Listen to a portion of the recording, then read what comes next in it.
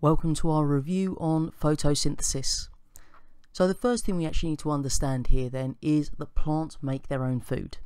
So what they actually do is they're going to take in two substances, the carbon dioxide, which they take in from the air, and that enters our plant through pores called stomata, and then the water, which comes from the soil through the root hair cells.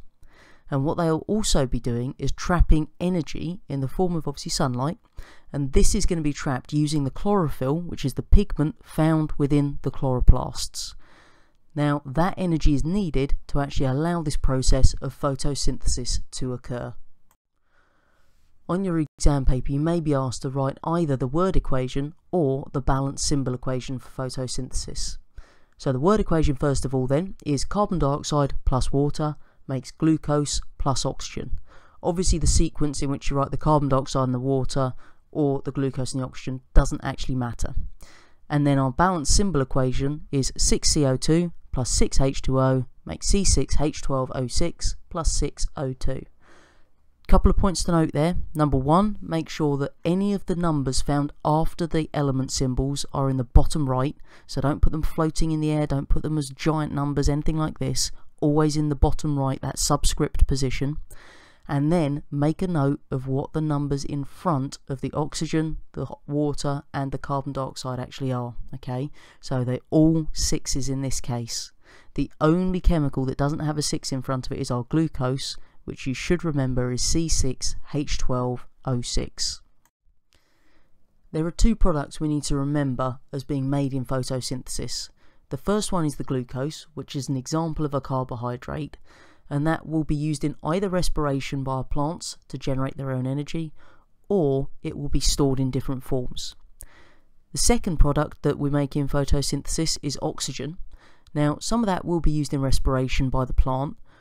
The rest of it is going to be released through the stomata in our leaves to the surroundings, which is very beneficial for us because without our plants we wouldn't have the oxygen that allows us to survive. Now our glucose can actually be used for a whole variety of different things. So we can actually change the glucose into another sugar called sucrose. Now this is easy to transport because it dissolves in water, and this is the sugar that we find stored in fruit. We can also change glucose into another chemical called starch, which is a very useful one for storing large amounts of glucose within our plant. We'll also use some glucose to make cellulose, and that's the chemical that we use to build the cell walls.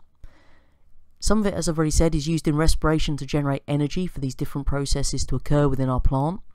And then other glucose will actually be broken down and converted into proteins or fats. Finally, remember that in our plants we also have respiration taking place all the time.